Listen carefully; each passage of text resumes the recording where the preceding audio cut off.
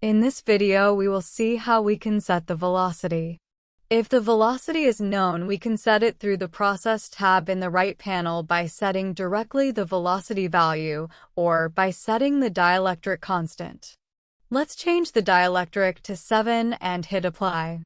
This updates automatically the velocity value, but also the depths in the depth axis. If the velocity is not known, we can set it via hyperbola fitting. First, make sure that the B-scan window is the active window. The active window in GPR Insights is surrounded by a magenta box. When a B-scan is the active window, the Set Velocity tool will appear in the toolbar. By clicking on this tool, a hyperbola with yellow color appears on the screen.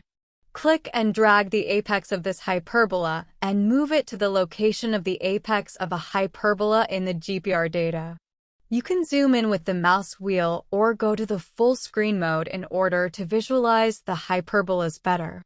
By clicking and dragging the other two circles of the hyperbola, we can adjust its shape.